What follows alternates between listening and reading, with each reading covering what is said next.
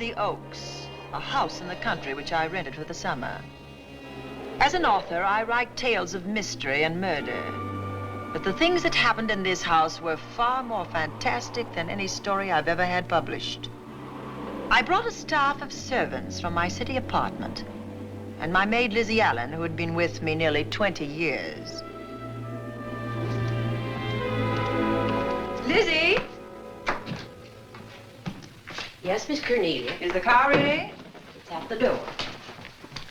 Look, Miss Cornelia, them servants you brought from the apartment are talking about walking out on us. Really? Well, I know they don't like it here, but I didn't think it was that bad. Well, they've been hearing things about the killer that the police call the Bat and the murders that he committed here this past winter. Now people are saying that he's back again. Well, how can they be sure of that? Has he committed another crime? No, not yet, but that ain't saying that he won't. Here's something else. You've heard about the bats they have here. Animal bats, the kind that fly. Yes, yes. Look what it says in this magazine. This is a report from the State Health Department, and it says some of them bats is rabid. Well. And that ain't all.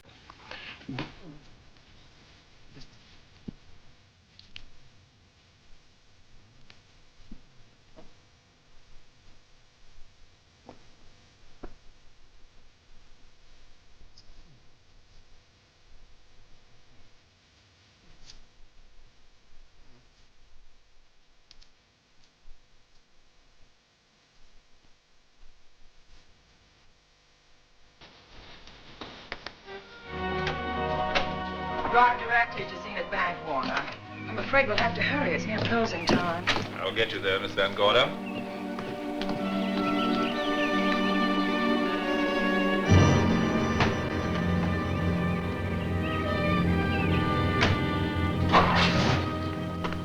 Thanks again.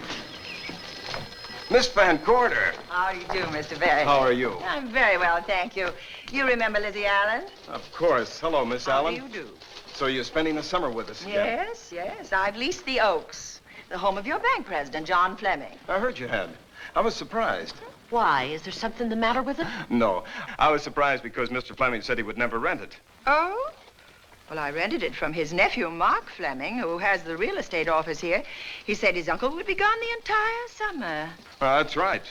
Mr. Fleming's in the North Woods now with his physician, Dr. Wells. Oh, pardon me. Dale, I want you to meet my wife. We were married at Christmas time. That must have been nice. Believe me, it was. Oh, here she is. My wife, Miss Van Gorder, Miss Allen. How do you do, Mrs. How do you do? Cornelia Van Gorder. Yes. Oh, well, I've read every murder mystery you've ever written. I just adore that weird one, The Private Morgue of Dr. X. Even though it gave me the shivers. Only the shivers? Scared hell out of me. Oh. Well, I really mean that Miss Corney killed them off in that one. When you refer to my books, please don't call me Miss Corney. Pardon me, Mr. Bailey. Mr. Hines is here to see you. Oh, yes. Excuse me, please. Don't be strangers now. No, no, I we should won't. say not. Oh, so you're a bride. Well, not quite. Not since Christmas. No, I'm sure I've seen you. Well, I used to be my husband's secretary here in the bank. Of course I remember. May I welcome our most distinguished visitor back to Zenith? Oh, that's very charming, but, Lieutenant Anderson. Lieutenant Anderson, of course. Chief of Detectives of the Zenith Police Department. This is Miss Allen. Miss Allen. How do you do? Lieutenant Anderson is one of our favorite citizens. He's on the bank's board of directors. Not bad for a policeman. You must have made a good thing of it. Well, I saved my money, if that's what you mean. It's near closing time, and I've got some business in the safe deposit vault. Please come and see me, Mrs. Bailey. Oh, I'd love to. And you, Lieutenant. Thank you. Goodbye. Goodbye. Nice to meet you.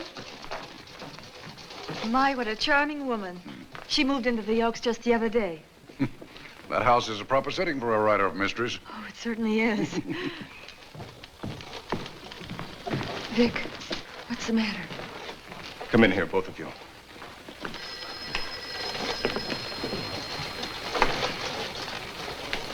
Andy, we're in trouble. Wendell Hines came in to pick up $350,000 worth of bonds that we were holding as collateral for a loan. They were kept in our special vault. Mr. Fleming and I are the only officers of the bank who have access to that vault. So? The Hines bonds are gone. That's not all. Other negotiable securities are missing. From what I can gather, short of a careful check, the bank has been looted of over $1 million worth of securities. You'll have to notify Fleming. I wish I could talk to him. Unfortunately, he and Dr. Wells are deep in the woods. They can't be reached by phone.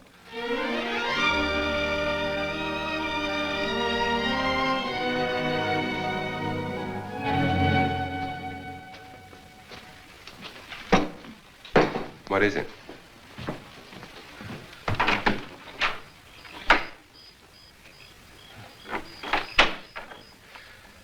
I thought I heard someone on the path coming from the lake. Had an idea it might be that guide of ours. Oh, Sam won't show up until morning. It's a 20-mile canoe trip from here to civilization. 5 will get you 10. Sam has a message for me. I thought you told him at the bank not to bother you. I did, but they'll bother me. Doctor, Yes, John. what would you do for $500,000? Anything short of murder. Why not murder? Too messy. Too great a risk? For $500,000? Yes. I pinched $1 million from the bank. Well, I'm not kidding. I embezzled it. Not that I think you wouldn't do it if you thought you could get away with it. I got away with it. I'm not talking about currency. I took negotiable securities that could be converted into cash. I have the cash in 10s, 20s, and 100s.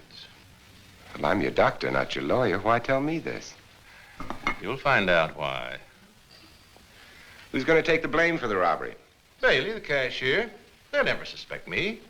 I like Bailey. Well, so do I. I love the guy. I gave him his first chance. He has a lovely little wife. Charming girl. Was the best man. Where's the $1 million? In my family's tomb in Zenith. In the crypt with my father's casket. I don't buy that, John. No? No. You forget that I had you in charge when you were a very sick man. When you raved in delirium. And I heard you talk about a hidden room. Now, where else could you put a hidden room except in that mansion you built? That white elephant you call the Oaks. Look, everyone knows I have a bad heart. Now, who would doubt it if you wired the bank directors that my heart had failed? That I had fallen from a great height here in the woods. And that I was badly smashed up. You could ship the body back for burial and instruct them not to open the casket due to the condition of its contents. Well, you realize, of course, that we'd have to have a body to put in that casket, which means that we'd have to deal with an undertaker at this end. Of course. Well, where do we get a body? Couldn't we provide one of our own? How about Sam? Sam, our guide? Sam weighs about as much as I do. He's practically a hermit. He wouldn't be missed for a long time. The local undertaker would know him. Not if we made him look as if he'd been in a serious accident. But if Bailey's going to take the blame, why'd he have to do this? A jury might acquit him. In that case, I'd be a logical suspect. I could disappear, of course, but it's safer if they think I'm dead.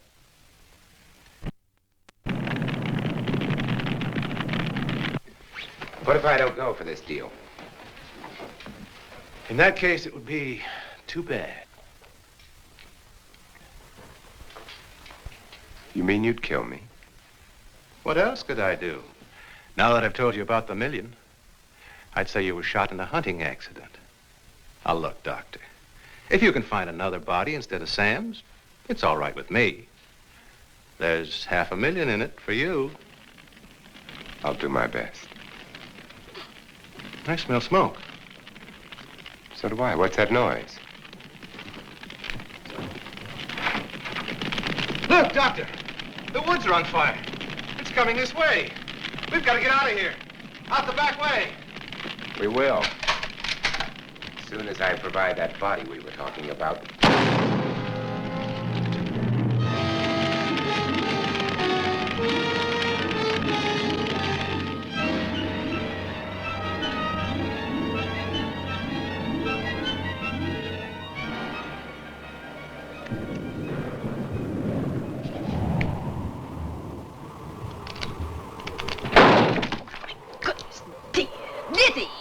you? Yes, Miss Cornelia.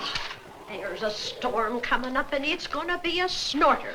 The wind nearly blew the door off its hinges. Well, that noise blew my game higher than a kite. I think I've lost some of the cars. Oh, I'll get them for you. Oh, I see you found the paper. Drat that paper boy, scooting by on his bicycle, just chucked it into a clump of bushes and let it go at that. For land's sake, Mr. Vic Bailey's been arrested. Oh? I bet. Victor Bailey, vice president and cashier of the Zenith Bank, was arraigned before United States Commissioner Alvin Fielding, charged with the embezzlement of over $1 million. Well, I can't believe Vic Bailey had anything to do with that robbery. Oh, well, I see our landlord is home again. Landlord? Mr. Fleming. Oh. Dr. Malcolm Wells is back in town with the body of John Fleming, president of the Zenith Bank, who was killed in a forest fire. Mr. Fleming will be laid to rest in his family's tomb on Friday. And I hope he stays there. Well, why shouldn't he? Well, this is his house. And ever since he died, some funny things have happened here. For instance? The housekeeper, the cook, and the butler said that they heard strange noises at night. And the upstairs maid swore that she met a man without a face coming up the back stairs. Oh, so that's why they quit and left me to run this place without a staff. They didn't tell you, Miss Corney, but the truth is they were scared to stay. But you're still here, Lizzie. Haven't you seen anything? No. No, and even if I had, I ain't afraid of ghosts. They're afraid of me. Honest, Miss Corney, a spiritualist told me once that ghosts was allergic to me. But this Bat feller they keep talking about in the paper, I guess he'd be different. No, I don't think you would have the same effect on him. Oh, dear. What are they trying to do? Drive people away from this part of the country? Why, what does it say about the Bat? Specialty seems to be killing women. My goodness, 2 of them in one night. All his victims died the same way, like their throats had been ripped open with steel claws. That's a charming little caper. I'll have to try it sometime. In a book.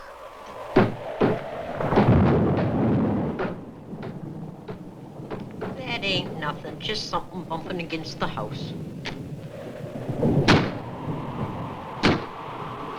That's just the wind banging a door. Pay no attention to it. Listen to this. One of his victims, who lived for a moment after she was found, described the Bat as a man without a face. Honest, Miss Corney, I think that woman must have been exaggerating.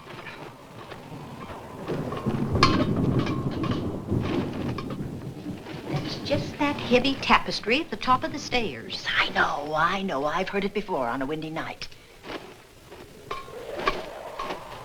That sounds as if there was someone on the stairs.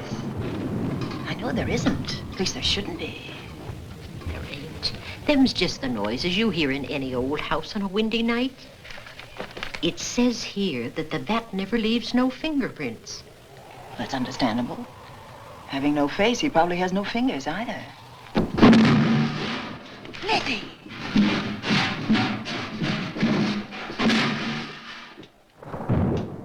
And that, I suppose, is the cat dropping its dentures. No, I don't think so. But I think it's something should be looked into.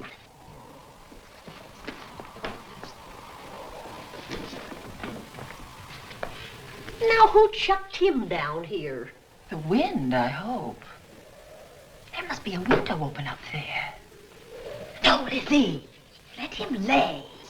Let him sleep it off. I hope the power lines don't go down, put the lights out. Now, we'll check the windows in the living room and draw the curtains, and then we'll go to bed. Yes, ma'am.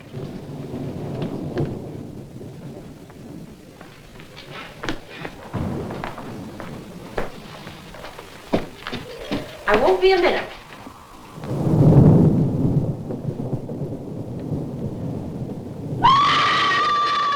Gordy! Oh!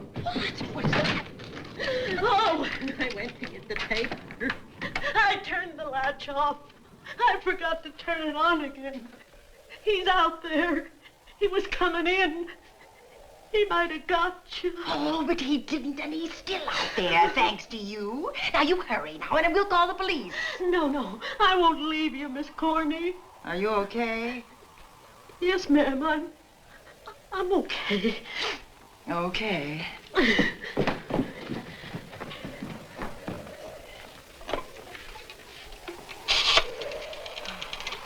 Operator? Give me the police department, please. Zenith Police Department. This is Cornelia Van Gorder. I'm living at the Oaks. We know about that, Miss Van Gorder. Just a moment ago, a man tried to force his way into this house. You're not alone there, are you? What about your servants? Well, I have none except my chauffeur, and he's away. He won't be back until the morning. Now, there's only 2 of us here tonight, and we're going to lock ourselves in my room. Now, if any of your men see anything, will you have them call me? I'll send officers over there right away. Well, thank you very much. Come on, Lizzie. We're going to sleep in my room.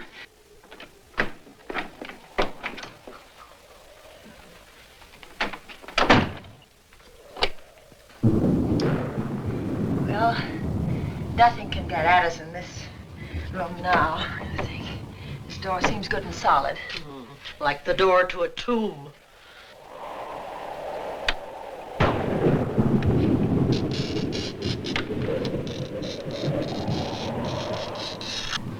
I think that couch will be comfortable. There's some extra bedding, you know. Yes, ma'am. Closet. Let's see now.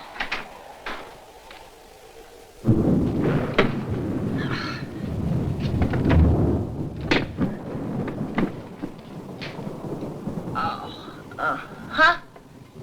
No bolt. Well, that's not so good.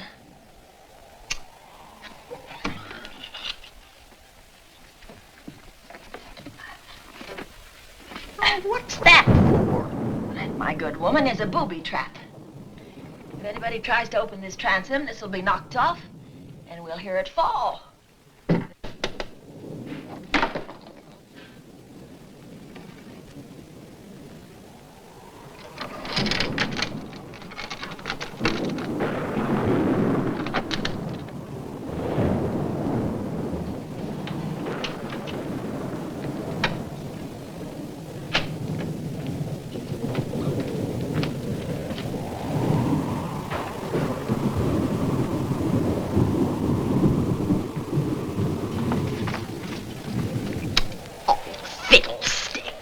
I forgot my night things, my robe, my gown, and my slippers. I'll go get 'em now. Now, wait a minute, Lizzie. I'll go with you. Now, don't you bother, Miss Cornelia. My room's just down the hall. Lizzie, I told you to wait. It's all right. I'll only be a second. Get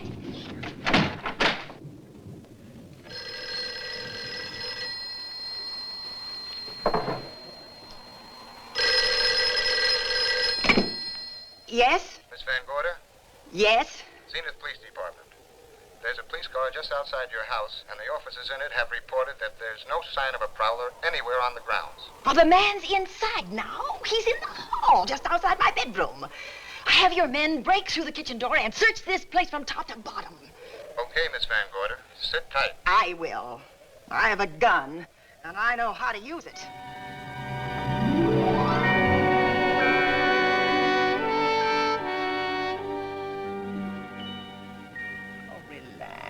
Relax, Lizzie. The police did a good job. They couldn't find anybody in here. But we both saw him, Miss Cornelia. All right, so he got away. But there are men on guard outside, so just try and get some rest. There's nothing can get at us here.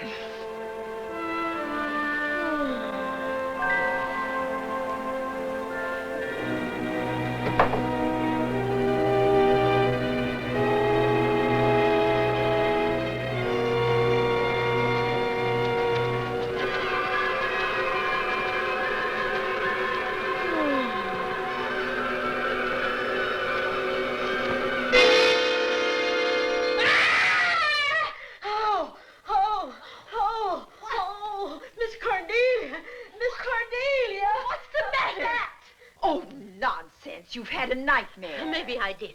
But there was a bat and it bit me. What? It flew in that closet. Oh, good gracious, Lizzie, you're right. Oh.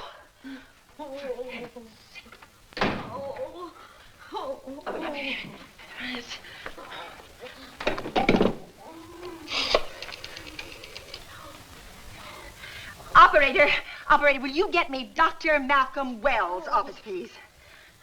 No, I don't know his number, and I have no phone book up here, but this is an emergency. Will you connect me with his office, please? Oh, dear, I'm going to get the rabies. Hello? Hello? Dr. Wells' office? This is a call service. Dr. Wells is out at the moment, but if you'll give me your name and number, I'll try to locate him. Well, this is Miss Van Gorder of the Oaks. My maid has just been bitten by a bat that may be rabid, and she must have treatment as soon as possible. And I was told that Dr. Wells was the nearest physician. I'll try to find him for you, and if I can't, I'll send you another doctor. Oh, well, thank you very much. Oh, he's out on a case. Oh. Oh, I hope it's not a delivery. A baby, I mean, they can be terribly complicated. It never bothered me none. Oh, Lizzie, you never had a baby. Of course I didn't. That's why they never bothered me. Oh, does it hurt, huh? A little.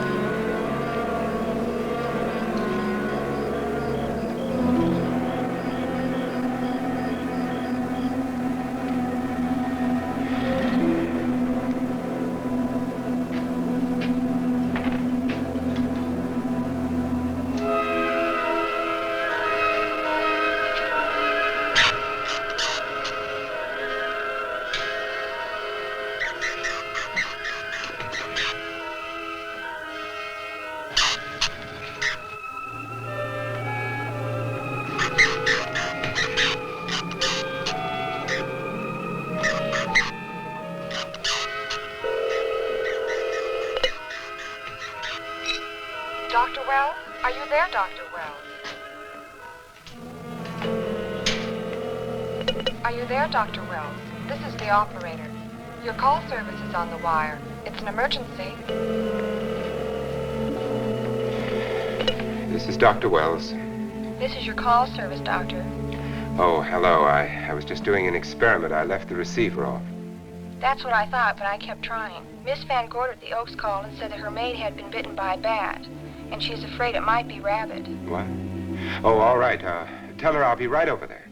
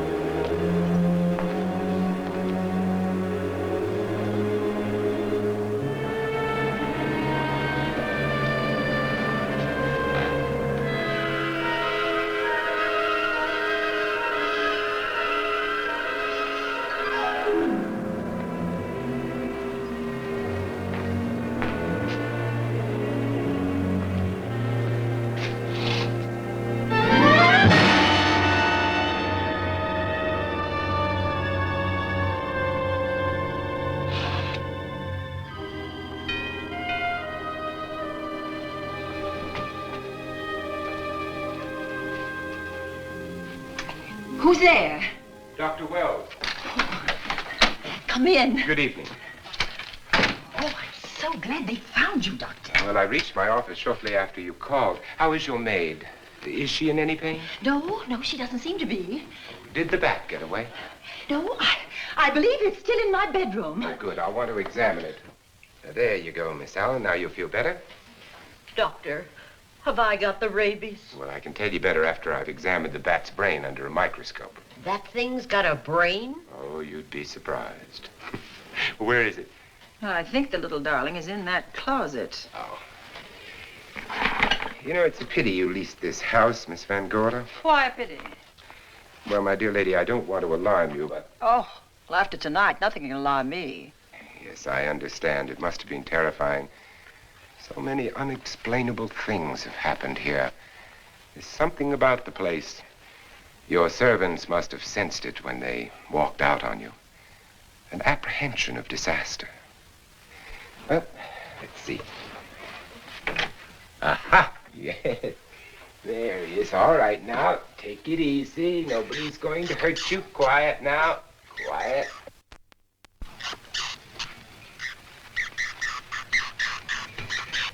And he looks quite normal. Doesn't seem to be sick at all. Oh, ain't that nice? I've been worried about him. Well, you should be. From his appearance, I'd say that he doesn't have any infection. In which case, you've had a narrow escape. Now, you take one of those tablets I left for you, and I'll guarantee you a good night. And I'll drop in on you tomorrow. Oh, thanks for everything, Doctor. Now, don't worry, I can find my way out. Oh, I know you can, but do let me help you. Oh, don't forget that once I'm gone, you'll have to climb those stairs alone. Oh, I'm all right. I'm armed now. Can you shoot one of those things without shutting your eyes? Oh, Doctor, there are guns in every book I've ever written. I don't write about things I'm unfamiliar with. Lock the door, Lizzie. Good night. Yes, ma'am. Good night, Doctor. Accident? No, the wind blew him down. Oh. I think. Oh. Did you know that young Mark Fleming leased you this house without notifying his uncle? No, I didn't. Well, it doesn't matter now. John Fleming is dead and Mark's his heir. But if John were alive, he would warn you to leave here, Miss Van Gorder. Really? Yes. It's been a tragic place for anyone who ever lived in it. Well, good night. Good night, Doctor. Who's out there? Nobody you need worry about, Doctor. Oh, it's Andy. That's right. Oh, good evening, Miss Van Gorder. Good evening, Lieutenant. Somebody sick here? My maid was bitten by a bat. Oh? A rabid bat? Well, I'll know for sure when I get to my lab. I caught the bat. It happened indoors? In my bedroom, yes. How'd it get in? Well, there are many ways a bat could get in a house. You ought to know. I spotted this hole in the window the minute I got here. Why? That's where the two-legged bat got your door open. Miss Van Gorder told me that she phoned headquarters at Zenith. Yes, I phoned twice. The second time was after the prowler got in the house. Weren't you at headquarters, Andy? No, but they contacted me. An officer came and searched the house from top to bottom, but they couldn't find the bat. You better have this window fixed tomorrow. Oh, yes, I certainly shall. And I'd better be going. I'm due in surgery at 8 o'clock in the morning. Good night. Good night, Doctor. There'll be a man patrolling the grounds all night, Miss Van Oh, Gorder. thank you. And nobody inside, Andy? Why should there be? Well, how do you know but what the bat is hiding somewhere in the house? I'm quite sure he isn't in the house, Doctor. Not now. Good night. Good night.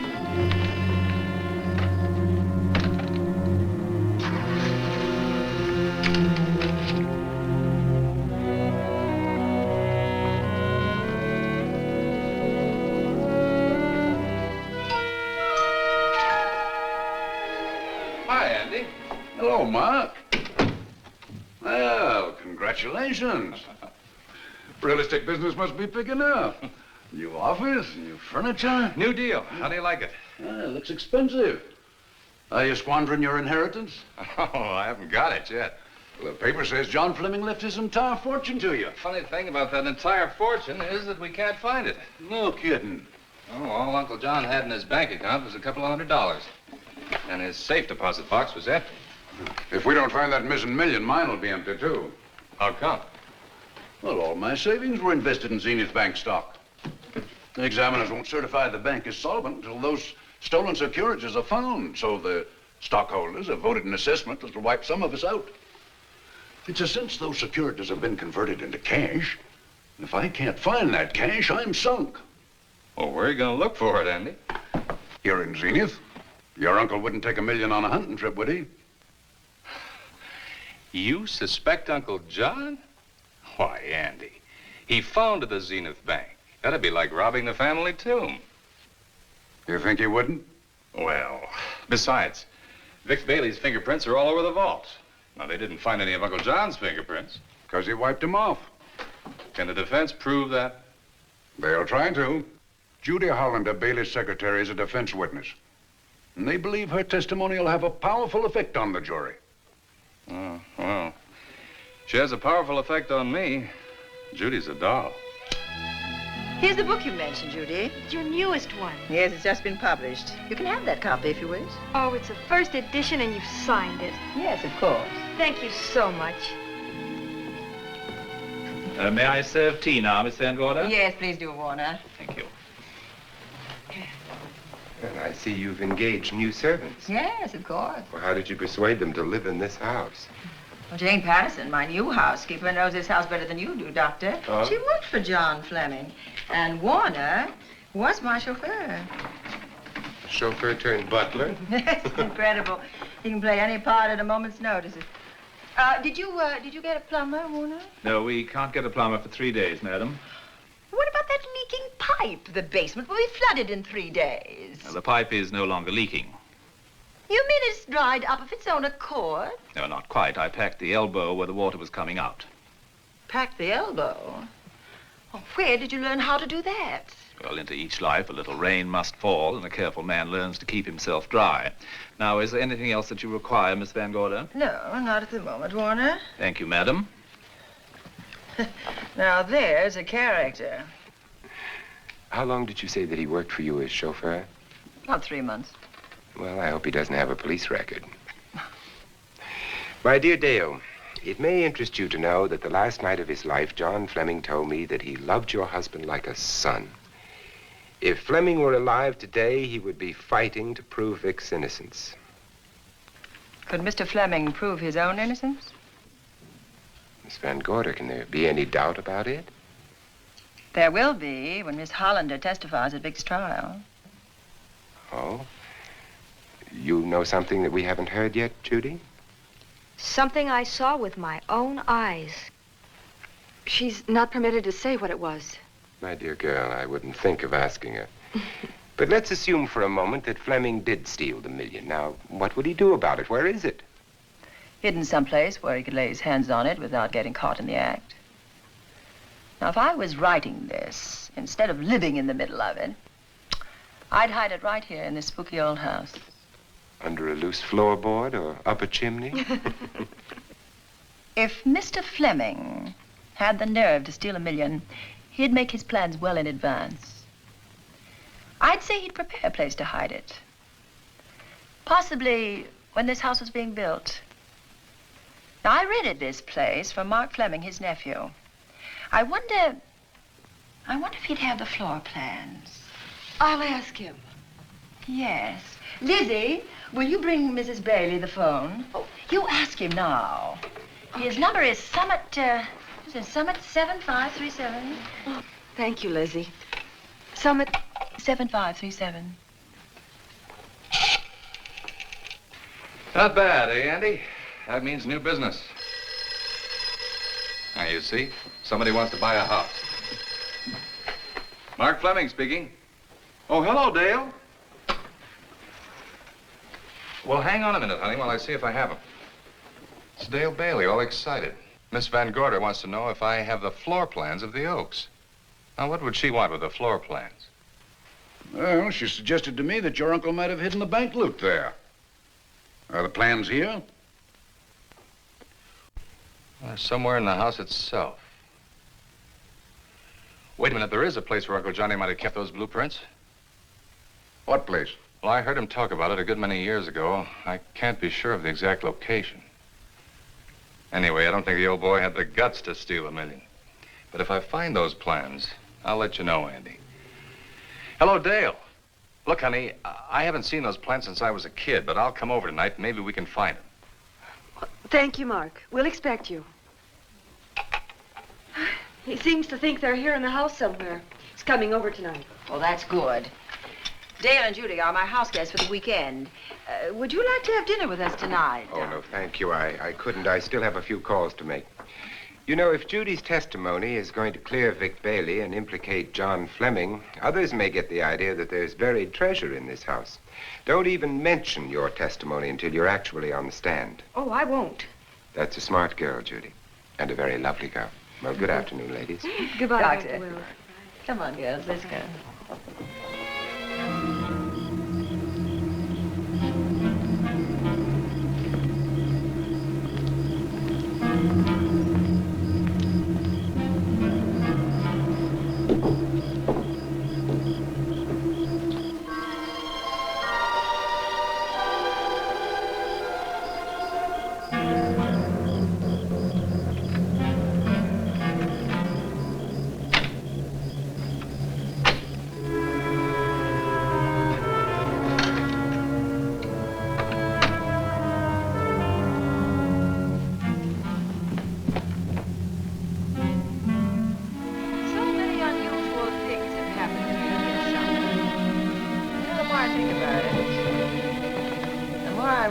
I should be putting them down on paper.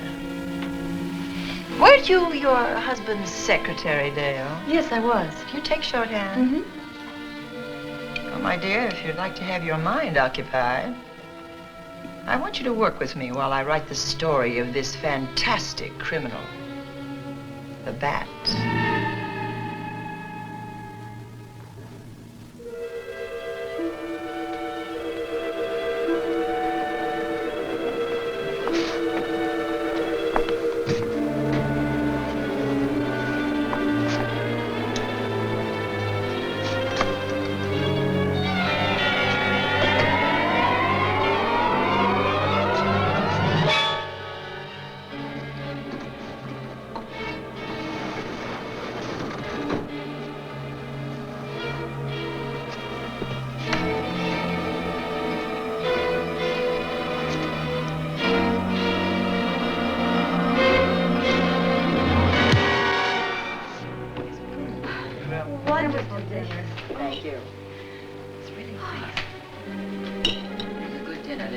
As usual. Wonderful. Oh, what a lovely piece of silver. It's an original, isn't it? Yes, they still use them in England for buffet breakfasts. Hot water in the bottom. You should keep as hot as sausages and your scrambled eggs. Interesting. Very useful. Really nice.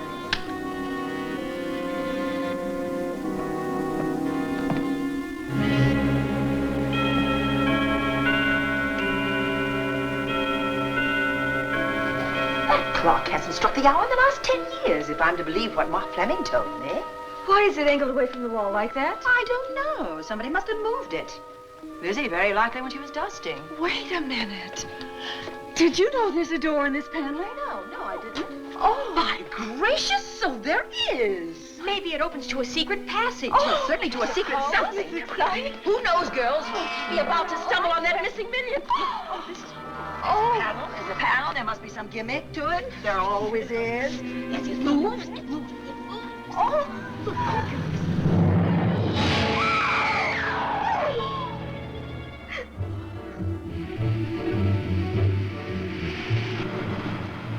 Calling car 11. Calling car 11. Proceed to the Oaks in Zenith Township immediately.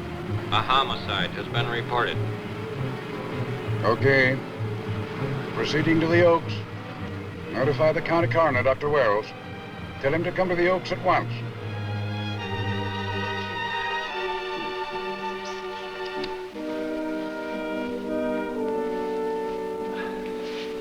Horrible. As if his throat has been torn by some creature with fangs or claws. That's his sign. We found it on the others he killed. I had hoped those reports that he was up to his old tricks again were pure imagination, but apparently they're based on fact. He's come back. Back to the scene of his kills. Yes, that's who I mean. That's who did this. The Bat. Who found Mark? We all did. And his Dale and Judy and I. Lizzie was in the dining room. This is my new housekeeper, Jane Patterson. You know, she worked for John Fleming. I know her. Where were you, Mrs. Patterson? In the kitchen, cleaning up. I cooked the dinner tonight. Did you know that the secret closet was here? No. It was behind the grandfather's clock. Well, it was I who found it, really. Noticed the clock had been moved and the door wasn't quite closed. I'll get it.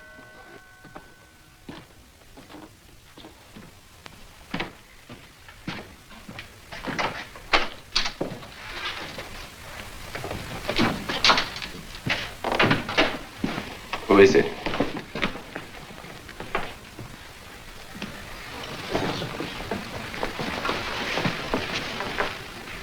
Mark Fleming. As coroner, you saw the same wounds on the others. How long's he been dead? Oh, I'd say about a half an hour. You believe it was the bat? That's the bat's trademark. Perhaps he's still in the house. That's possible. Why should he be? Because he's looking for something, and like you, he believes it's here. And he's a persistent killer. I would advise you to get out of this house as quickly as possible, notwithstanding our expert police protection. Have you called the morgue? They're on their way here. Oh, good. I want to examine the body before they get here. May we take it into another room? Yes, to the sunroom in the back. Thank you. Give me a hand. Excuse me.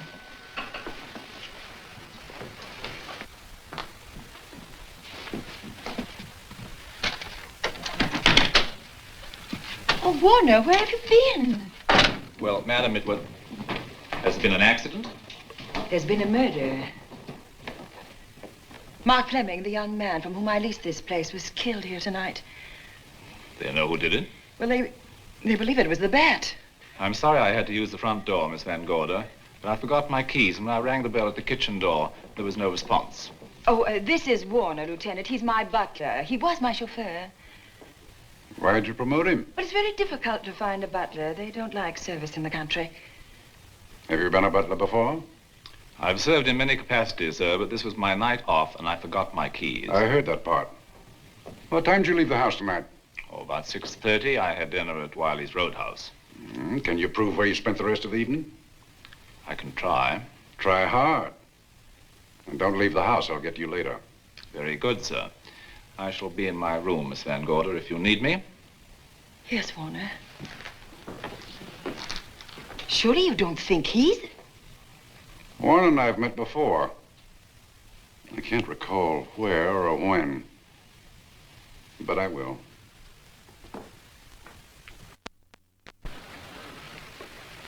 There'll be a crew here shortly from headquarters, dusting for fingerprints, taking photographs.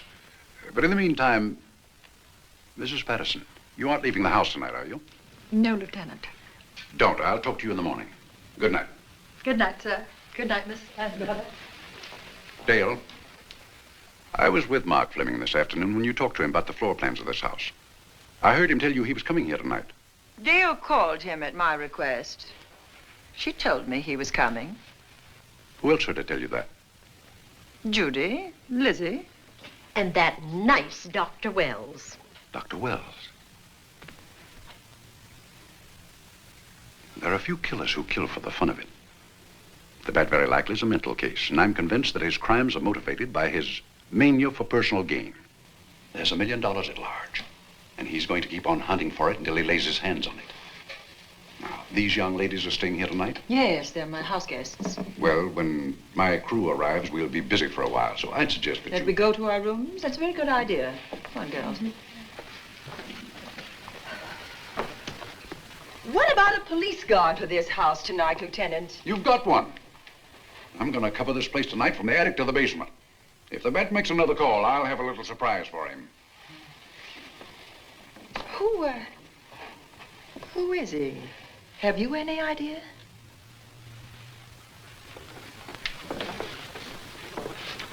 He could be anybody. So far, there are clues to his identity, but nothing we could take before a jury. I am afraid we must look higher than the criminal world. He may be a merchant, lawyer, doctor, scientist, one of the pillars of his community. Ladies, lock your doors tonight. Stay behind them. I promise you you'll be safe. Good night. Good night, Lieutenant. Good night. Poor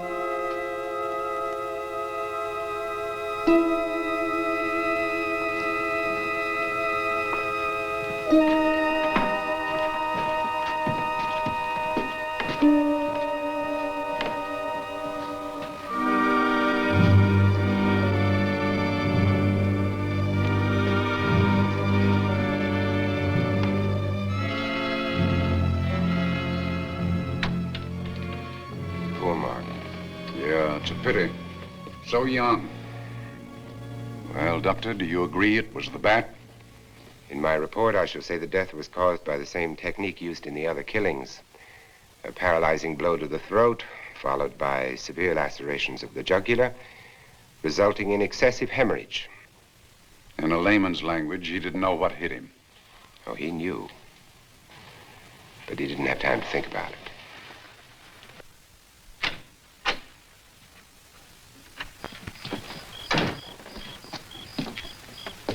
You staying here tonight, Andy? Well, until I check the doors and windows, but I'll be back bright and early in the morning. Neither snow, nor rain, nor heat, nor gloom of night stays these couriers from the swift completion of their appointed rounds. A lot of people are due for a shock when I close this case. Yes, I'm sure they are.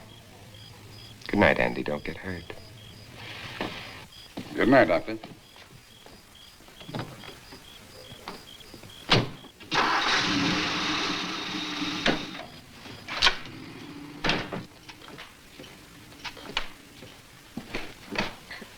You know, I think we'd better let you get some sleep. Oh, Lizzie and I share this room for mutual protection.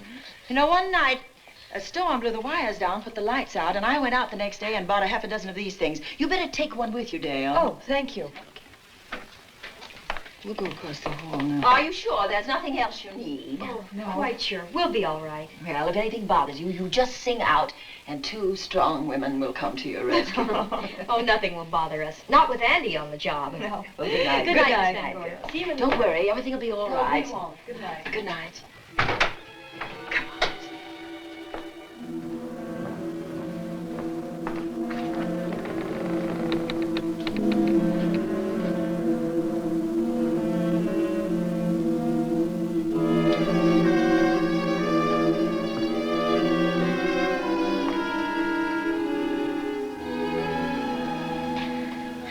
I don't think I'll sleep tonight. Me neither. All I can see is poor Mark Fleming staring at us. I thought that when people died, their eyes closed, as in sleep. Don't think about it. I'll bet you're thinking about it. No, I was thinking of my poor husband sleeping in jail tonight. Oh, Judy, I love him so much.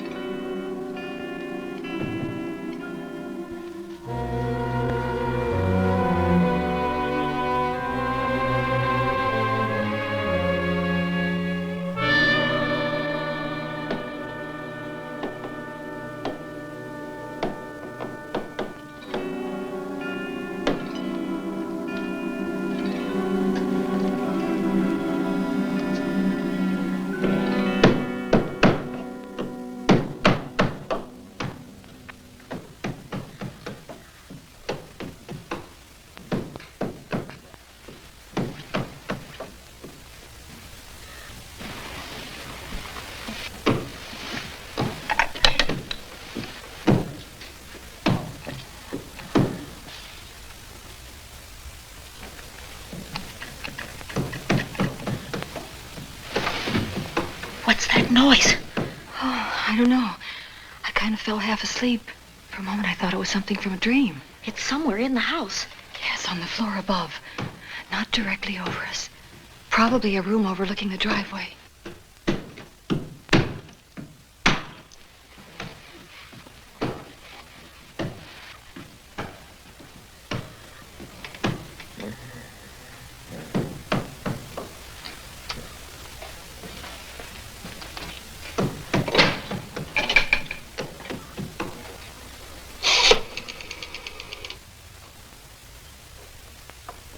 Should we call Miss Van Gorder?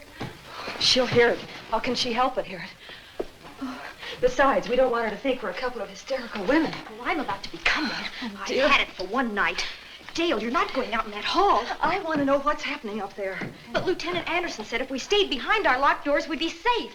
Vic isn't safe locked up in that jail. Oh, but... Suppose that stolen money is in this house. Mark Fleming seemed to think it was. Maybe that's what somebody's looking for. Oh, for heaven's sake, don't you hear that awful noise up there? Now, Livy, you've just got to stay awake. The house phone and the outside phone wires have been cut, and we can't get help. Where's that policeman? Oh, I don't know. Something must have happened to him. Now, go on, get on your robe. Oh, Dale, please don't go up there. I've got to. Think what it could mean to Vic. Now, you stay here. Oh, no. If you go, I go.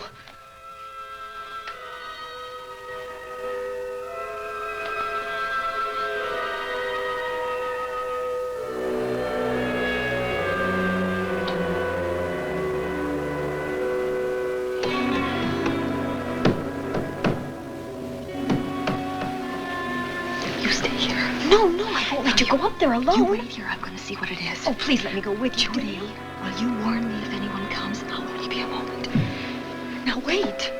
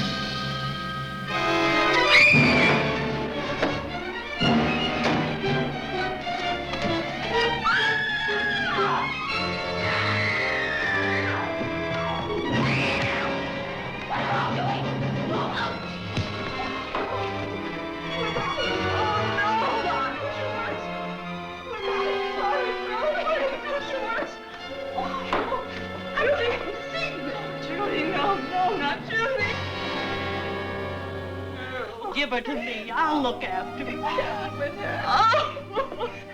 Poor baby.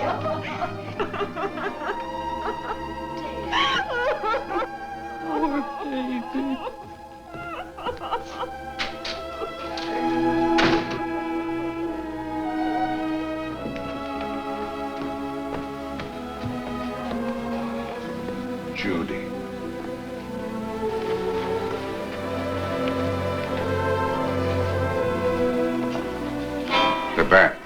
Yes, the bat. He caught her at the head of the stairs. We saw him rushing down the stairs as we came out of the room. I hurled that after him. I hit him, I believe. I'm going to cover this place from attic to basement, you said. Well, what were you covering when that poor child was murdered? Where were you? I saw a man outside in the grounds. I went out there and hunted him. I heard him in among the trees, and so I followed the sound of him as far as the brook down near the back road. And then I lost him. I'd rather give my own life than have this happen to Judy. But I told you to stay in your rooms and lock your doors and stay there. What was she doing at the head of those stairs? That was my fault. They heard a strange noise. Heavy pounding in one of the rooms on the 3rd floor. We all heard it. I wanted to see what it was. Judy, I wish she wouldn't let me go out by myself. I made her stay on the balcony. What about your new butler? Oh, well, he's in his room, I suppose. Oh, Mrs. Patterson. Oh, yes. Did you know what happened here? No, sir, but I heard the screams. I went to call Warner. We have rooms on the same floor, but he wasn't in his room. His bed hasn't been slept in. If Mrs. Patterson heard the screams, Warner could certainly hear them. You're quite right, sir. I heard them. Oh, you did? And where were you? Outside in the grounds. Miss Holland has been murdered. No. Oh, so you're surprised. Shocked. Well, I've seen better performances.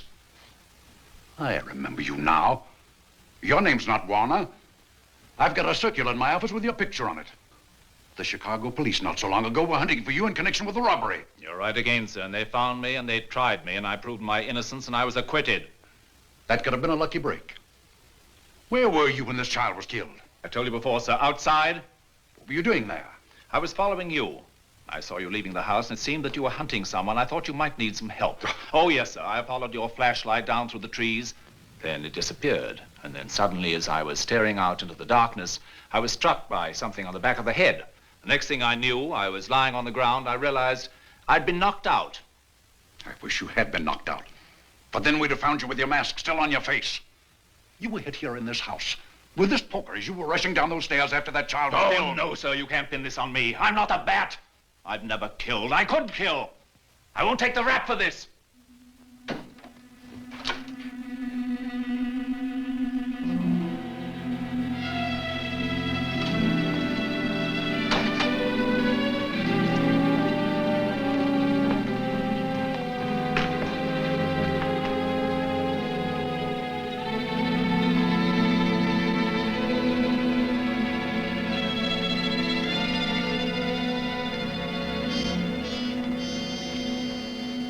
Well, Doctor, we have another case for the county coroner. You see, the bat came back. Why did you come back, Doctor? Well, I had an accident about a mile down the road. The right rear wheel of my car came off and I plunged into the ditch. This was the nearest house, so I came here to call for help. I thought I'd find you around, Andy. Physician, heal thyself. You must have been hit by something on the back of your head. I told you I had an accident. So you did, Doctor. So you did. I could be wrong. But maybe I'm not. We shall see. All right, dear, let's start a new chapter. For days, the murders held the headlines. Lieutenant Anderson grilled us and ransacked the house from top to bottom. Warner was not placed under arrest, but his every move was watched. At night, except for a detective on guard in the house, the police and the reporters left us alone. And on one of those nights, without telling Lizzie or anyone else, I pursued a secret investigation of my own.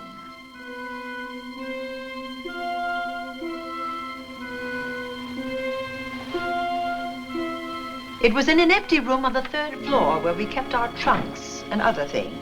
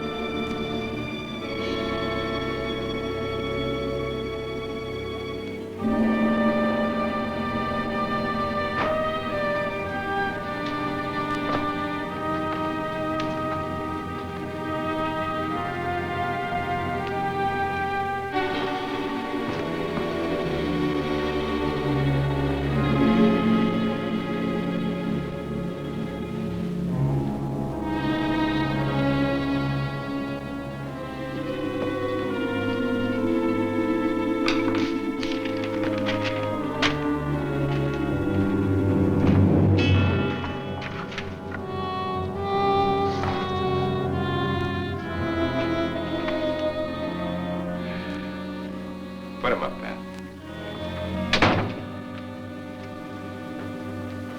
It's a bright idea to kill me in my own lab and let people think that I'm the bat. But you had to kill me first. What was it to be, ambush? And clever as you are, you're not smart enough to do that. Nor were you smart enough to find the money, though you came quite close to it. But I know where it is. And when you're dead with that sign pinned on your chest, I'm going to collect it and live happily ever after. He destroyed himself. How true that will be. Well, goodbye, Bat. Here's a serum that will heal you whether you're a rabbit or not.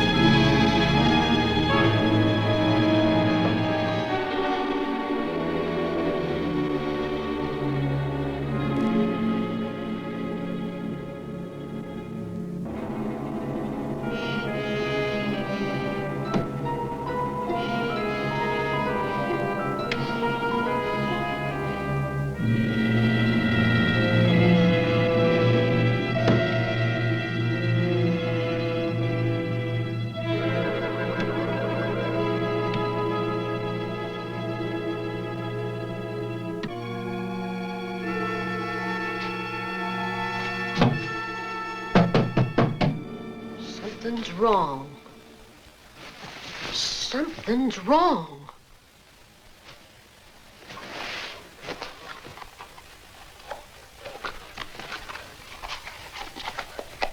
Miss Cornelia!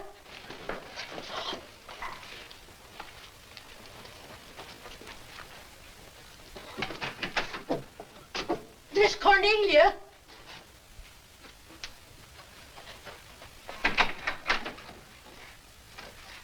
Now, where would she be going at this time of night?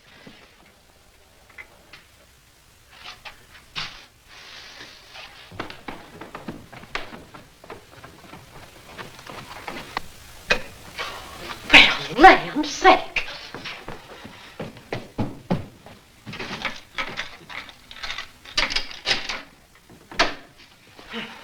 I never. Oh. Mr. Davenport. Mr. Davenport. Oh, a fine thing. The door unbolted, the chain off, and you asleep on the job. Wait till Lieutenant Anderson hears about this. Come on, wake up. What's the matter with you? I don't know. My head hurts. My whole body's numb. Here, take a sip of this. Try to snap out of it. I'll be back in a minute.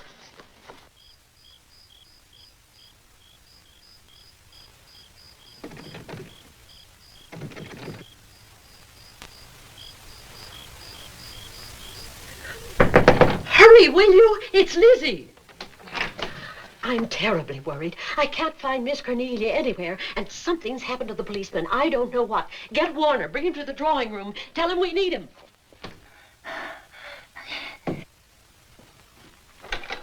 Are you all right now? Yeah, I'll be all right in a minute.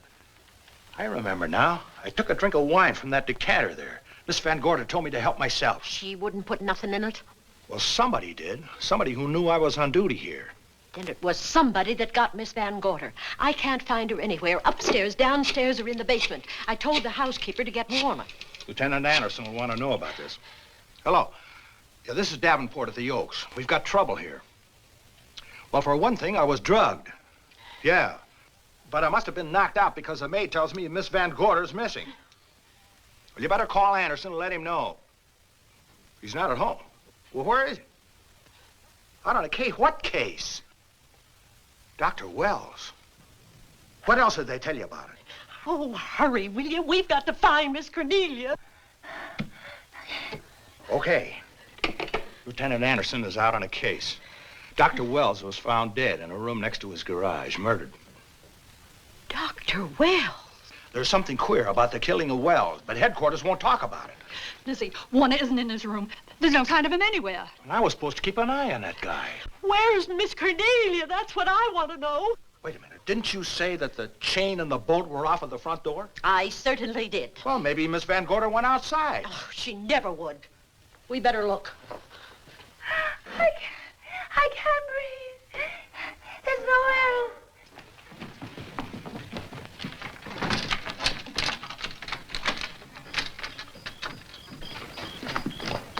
Miss Cornelia! Oh, Miss Van Miss Gorder! Cornelia! Miss Cornelia! Miss Van Gorder! Look! There's a light in that room on the 3rd floor. Were you up there tonight? Well, of course I was, but I turned the lights out before I came downstairs. And Miss Cornelia might have turned them on again. That's why we're going to look first. Come on.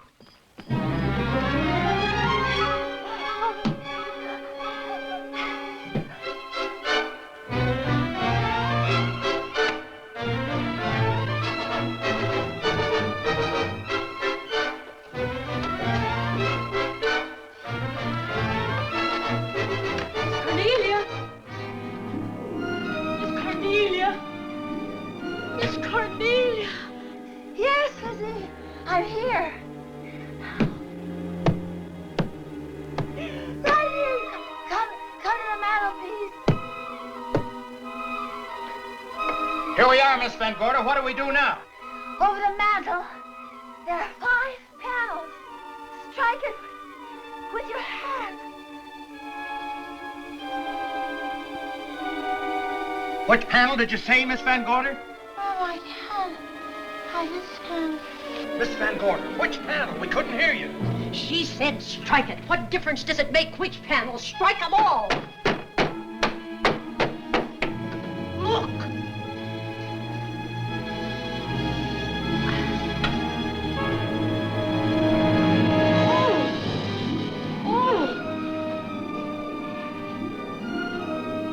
Oh, it's all right now. It's all right, dear. Lizzie's here.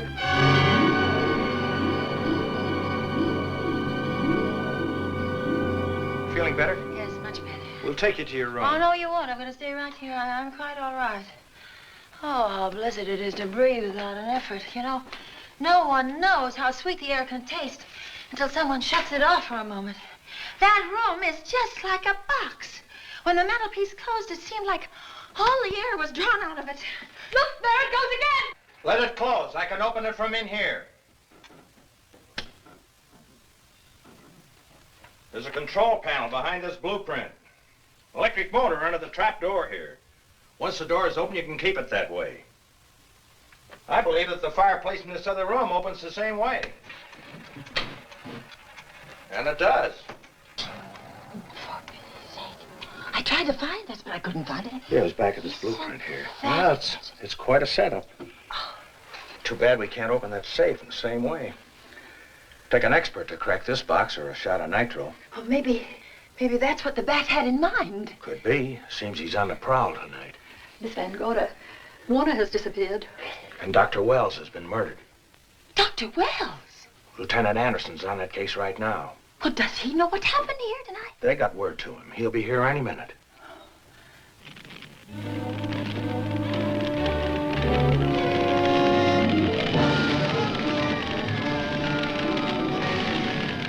What's that noise?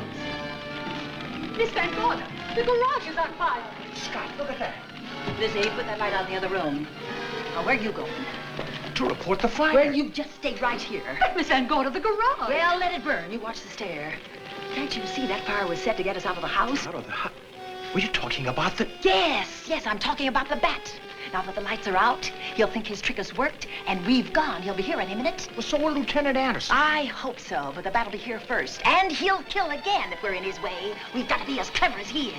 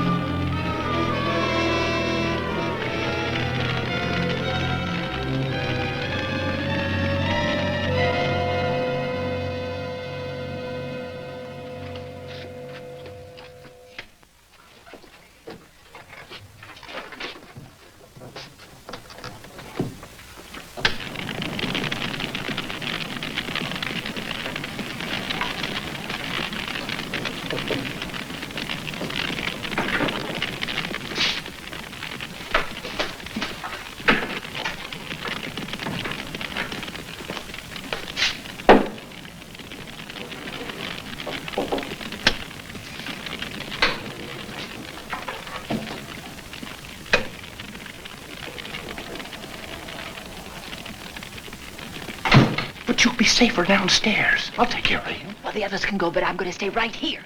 All right, but get out of sight.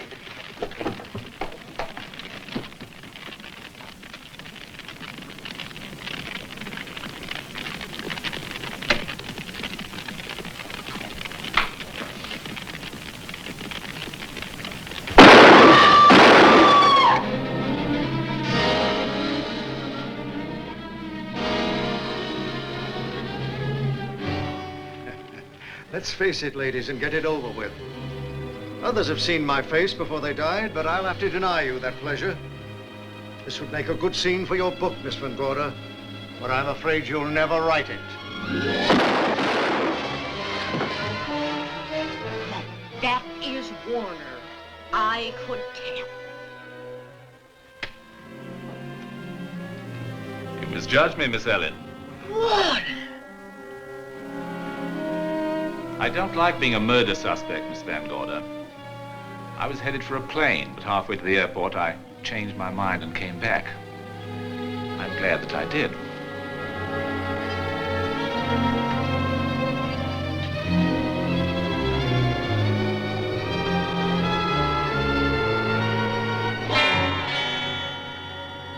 Why, it's Lieutenant Anderson.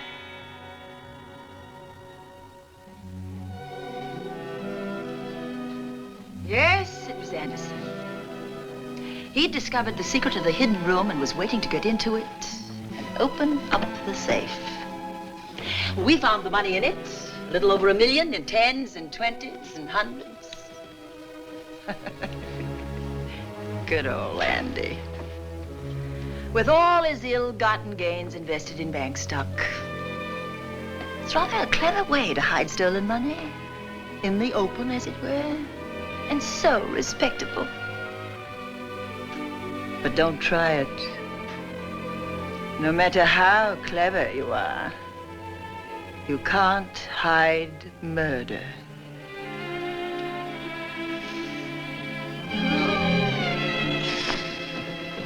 Well, that's it, Dale. That's the end.